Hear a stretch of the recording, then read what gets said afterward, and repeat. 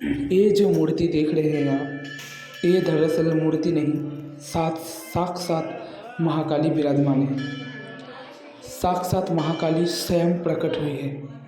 और जब माता इस संसार को छोड़ जा रही थी अपने लोग, तब सबने यहाँ पे बकरों की बलि चढ़ाकर और जंजीरों से माता को बांधकर, मंत्र से बांधकर यहाँ पे विराजमान किया। माता को तो कोई नहीं बांध सकता। माता अपने आप में ही विशाल है और माता जब क्रोधित हो जाती है तो उन्हें कोई रोक नहीं सकता। तो माता अपने धाम जा रही थी, पर भक्तों के कल्याण के लिए, भक्तों के अनुरोध पर माता यहीं पे रुक गई। ये है माता का वो मंदिर जो अपने आप में एक इतिहास है। इस इतिहास का साक्षी के रूप में आज भी वो वटवृक्ष और वो नदी आज भी मौजूद है जहाँ पे माता स्नान करती थी। और जिस पेड़ के नीचे माता बैठी रहती थी, तो आज उसी पहलू, उसी कहानी में हम आपको लेकर आए हैं। सबसे पहले आप माता का वो स्नान घाट देखिए जहाँ पे माता स्नान करती थी। दरअसल जब माता यहाँ पे हजारों साल पहले स्नान करती थी, तब ये जगह एक छोटा सा तालाब था, बट अभी विशालकाय नदी है। इस नदी में लोग स्नान करके पवित्र होते हैं। तो ये वही जगह है जहाँ पे माता स्नान करती थी और उसके पश्चात माता अपने उसी वट वृक्ष में जाकर समा जाती थी। इस जल को देखिएगा जो माता के रंग रूप से बिल्कुल मिलती जुलती है। मोबाइल के कैमरा में सही से नहीं दिख रहा, बट इसका जल माता के भांति काली है। माता का शरीर का रूप रंग भी काली है और ये भी काली है। इस गंगा को कोई इस नदी को काली नदी भी कहते हैं।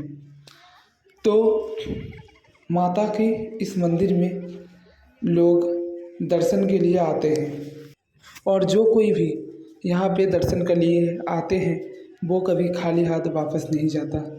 और इसी घाट में हर पौष महीने को और अंग्रेजी महीना दिसंबर से जनवरी तक और हिंदी पौष महीने को यहाँ पे मेले लगता है। और उसी मेले में सब आते हैं और माता का दर्शन भी करते हैं, मेले भी घूमते हैं। और ये है वो मंदिर। अब हम मंदिर के अंदर जाकर आपको दिखाएंगे। तो अभी हम माता के मंदिर के पीछे ही वो नदी है और हम वहाँ से मंदिर आ गए हैं। ये एक सत्य घटना है। माता जब एक रात माता गंगा स्नान के लिए जा रही थी, तभी कुछ लोगों ने उन्हें टच करने की कोशिश की, उसे छूने की कोशिश किया। तो माता क्रोधित हो गई और फिर धरती में समाहित होने लगी। तभी वो लोग क्षमा याचना करते हुए माता को वहाँ रोकने की कोशिश किए, पर माता नहीं रुकी और धीरे धीरे धरती पे समाहित हो रही थी। तभी लोगों ने जंजीर लाकर माता को बांधना शुरू किया। तब तक माता पत्थर की बन